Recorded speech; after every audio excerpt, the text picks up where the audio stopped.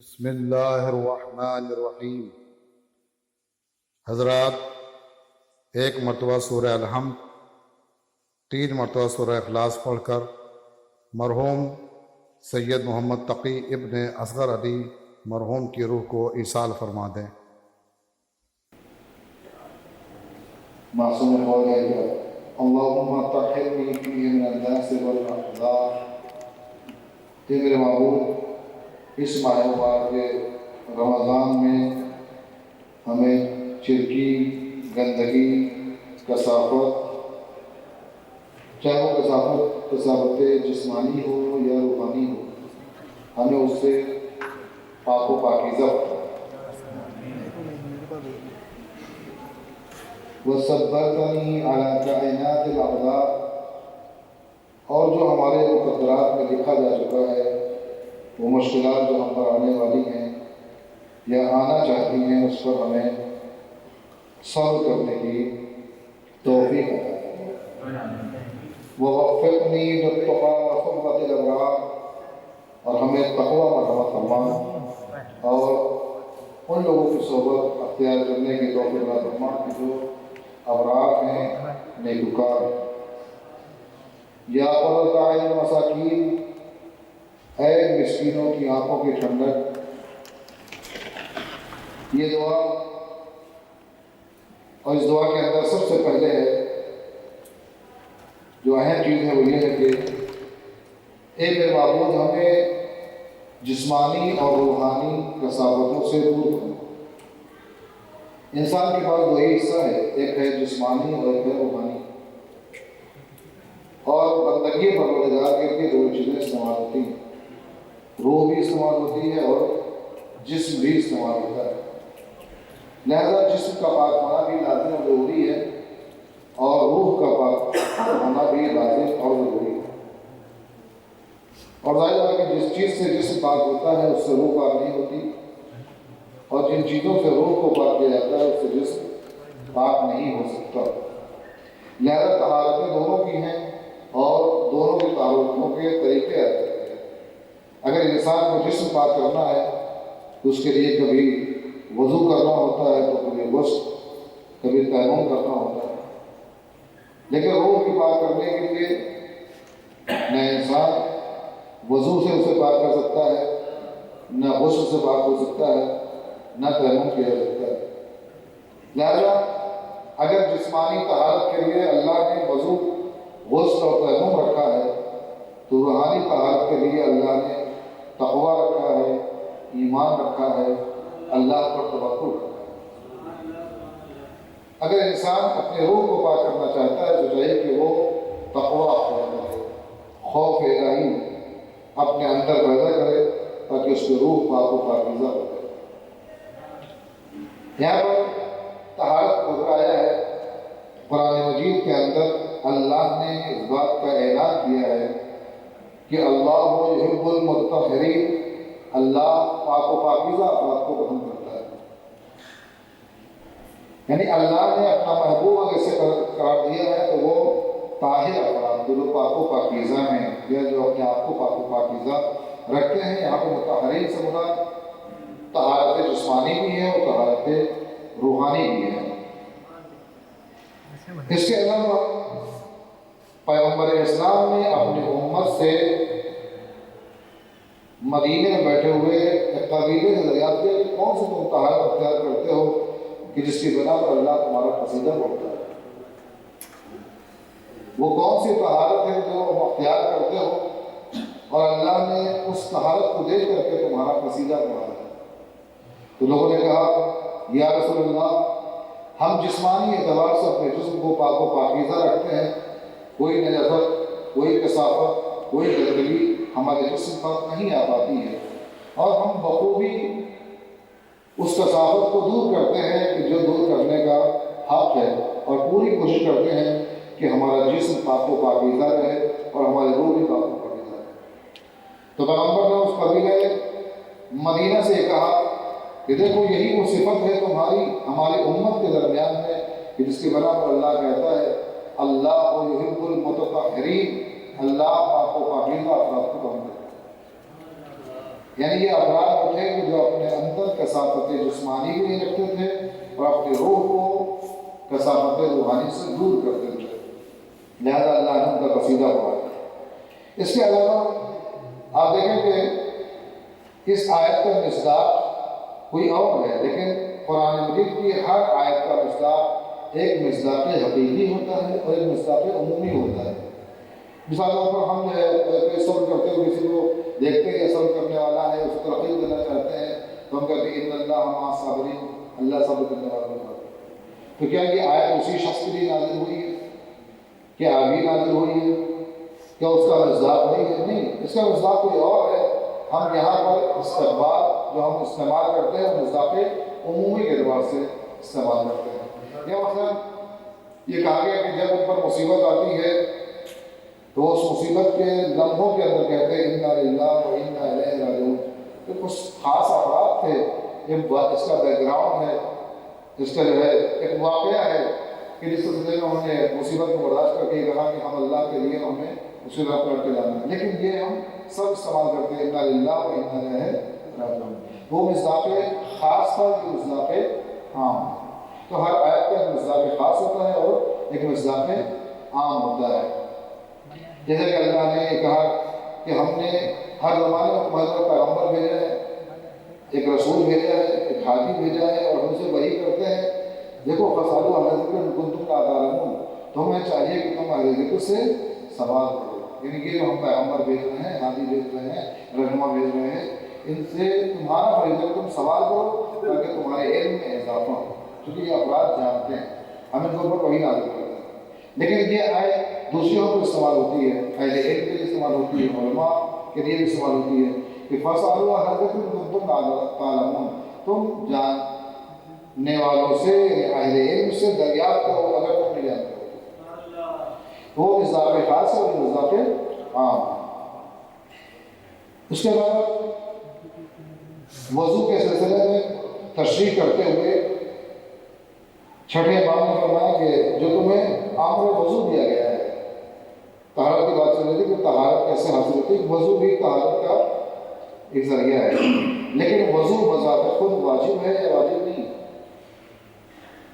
واجب ہے۔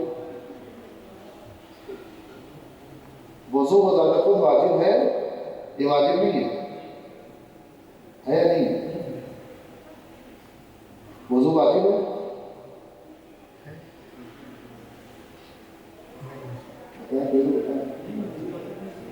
واجب نہیں، بذات خود واجب نہیں ہے، یعنی ایسا واجب نہیں ہے کہ آدمی وضو خالی کر لے اور واپس اپنے گھر چلا جائے اس کی نماز ہو جائے گی، نہیں، وضو واجب ہے، جسے وجوب مقدماتی کہتے ہیں، وجوب مقدماتی کہتے ہیں، یعنی یہ واجب ہے کسی واجب کی بنا پر، بذات خود واجب نہیں ہے۔ یعنی اللہ نے مطالبہ نماز کا کیا ہے، وضو کا نہیں کیا ہے، لیکن اس نماز کے لیے شرط رکھی ہے کہ وضو کا ہونا ضروری ہے، لہذا چونکہ اللہ وہ نماز چاہتا ہے اور ہمیں نماز پڑھنی ہے تو لہذا ہمیں وضو بھی کرنا ہوگا۔ مثال طور پہ اگر ہم آپ سے کہہ کہ آپ چھت پہ چڑھ جائیے، آپ دائیں طرف دیکھتے ہیں، بائیں طرف دیکھتے ہیں، سیڑھی کہاں لگی ہے، زینت کہاں لگا ہوا ہے، میں نے زینت پہ چڑھنے نہیں کہا، میں نے چھت پہ چڑھنے نہیں کہا۔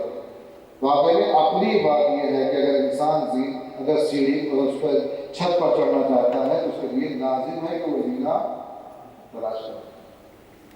تو اسی اللہ نے کیا کہا، اقیم الصلاۃ وآتوا الزکاۃ، نماز قائم کرو، تو نماز پڑھنے کے لیے وضو نہیں کہا، لیکن چونکہ اس وضو، اس نماز کے لیے وضو شرط ہے، صحت ہے اس کی، لہذا وضو کا کرنا ہمارے لیے واجب ہے، تو مقدمہ واجب سے کہتے ہیں، اور وہ ذیل مقدمہ ہے، یعنی جس کی بنا پر یہ واجب ہوا ہے وہ نماز ہے، اسے کہتے ہیں ذیل مقدمہ، یہ مقدمہ ہے۔ تو یہ وضو جو دیا گیا ہے، یہ وضو کیوں کیا جاتا ہے؟ جب کہ انسان غسل ہے، پاک و پاکیزہ ہے، پھر بھی نماز میں جاتا ہے، وضو کرتا ہے، وضو کیوں کرتا ہے؟ کہ امام فرماتے ہیں اس کی کئی وجوہات ہیں۔ ایک تو یہ کہ اللہ نے اس وضو کے پانی کے اندر، واپس تک پانی کے اندر نہیں کہ نل کے اندر اتنا پانی سے نہیں، جو پانی وضو کے لیے چلو کے اندر آتا ہے، اللہ اس کے اندر نور ڈال دیتا ہے، یعنی وہ پانی جو ہمارے چلو کے اندر وضو کے لیے سے آتا ہے، اللہ اس کے اندر نور ڈال دیتا ہے کہ جس نور کا اثر ہمارے چہرے پر ظاہر ہوتا ہے۔ اسی لیے حکم ہے کہ وضو کرنے کے بعد اپنے چہرے کو کسی کپڑے سے خشک نہ کیا جائے، چونکہ نور الہی ہے جو آپ نے اپنے چہرے پر ڈالا ہے، نور کو ہٹایا نہیں جاتا۔ تو یہ پہلا امر ہے کہ جو وضو کے لیے کہ وضو کے اندر نور پایا جاتا ہے۔ اللہ چاہتا ہے کہ تم باغسل ہو، تم طاہر ہو، تم پاک و پاکیزہ ہو تم، لیکن میں تم سے وضو اس لیے چاہتا ہوں کہ چونکہ اس وضو کے پانی کے اندر جو تمہارے چلو کے اندر آیا ہے، اس کے اندر نور پایا جاتا ہے، میں چاہتا ہوں کہ تمہارا یہ نور تمہارے چہرے پر منتقل ہو، تمہارے چہرے پر منتقل ہو جائے۔ اس کے علاوہ نفسیاتی چیز یہ کہ انسان وضو جب کرتا ہے تر و تازہ ہو جاتا ہے، انسان جو وضو کرتا ہے تر و تازہ ہو جاتا ہے، اور وضو کرنے سے بظاہر ایسا لگتا ہے کہ ہمارے جسم پر پانی پڑ رہا ہے، لیکن اس کا اثر روحانی اعتبار سے ہماری روح کے اوپر ہوتا ہے، یعنی وضو کا تعلق روحانی اعتبار سے نہیں ہے، یعنی اس کا اثر جو پڑتا ہے، ایفیکٹ جو پڑتا ہے وہ ہمارے روح کے اوپر ہوتا ہے، لہذا وضو کا ہونا اس لیے بھی ضروری ہے۔ اور کہتے ہیں کہ تزکیہ نفس کے لیے، نفس کے اندر جو گندگی اس کو پاک کرنے کے لیے بھی وضو کا ہونا لازم ہو ضروری ہے۔ تو وضو اس لیے طہارت کا بھی ایسے۔ اس کے بعد امام فرماتے ہیں، چھٹے معلومات یا فرماتے ہیں طہارت کی اہمیت بتاؤ کہ طہارت کیا اہمیت اس کی اسلام کے اندر۔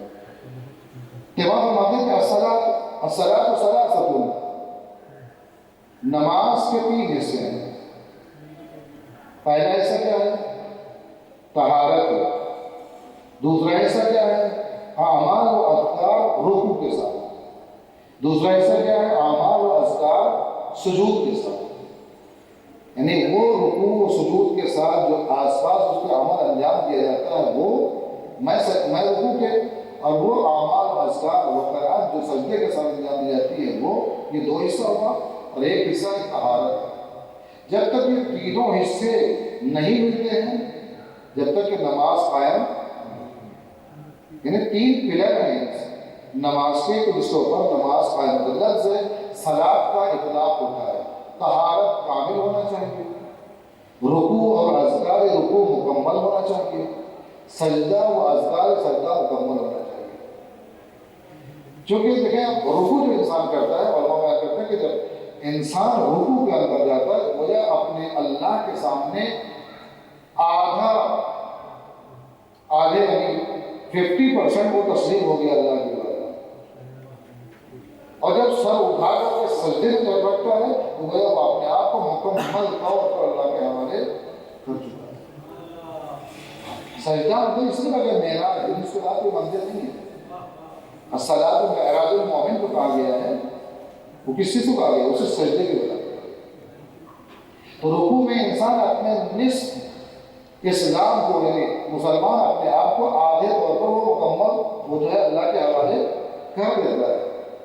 یہ ایک حصہ ہوا، اللہ کا نہیں ہے اس پر جو ہے کھانے نہیں ہوں، بلکہ تمہیں اس کے بعد کی منزل طے کرنا ہوگا۔ پھر انسان جب سجدے میں جاتا ہے تو اللہ کہتا ہے کہ اب تم نے جو ہے میرا حاصل کی۔ لیکن دونوں چیزوں کا جو ہے دار و مدار کس کے اوپر ہے؟ طہارت کے اوپر۔ انما الاسلام بنی الاسلام اور طہارت، اسلام کی بنیاد کس کے اوپر ہے؟ طہارت۔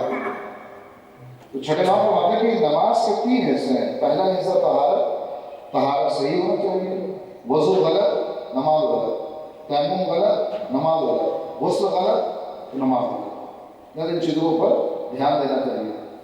آج ہندوستان کے اندر بھی ہم لوگ جب درس وغیرہ کہیں جاتے ہیں کبھی کبھی تو ایسا ہوتا ہے، سوال کرتے ہیں، میرا خدا نہ کرے آپ کے درمیان میں ایسا کوئی شخص ہو کہ جو نازیہ نہیں پڑھ کر اس کی تلاوت کرتا ہو، ورنہ بہت سے افراد ایسے بھی ہیں کہ جو نازیہ کی موقع پڑھ کر کے اس کی تلاوت کرتے ہیں۔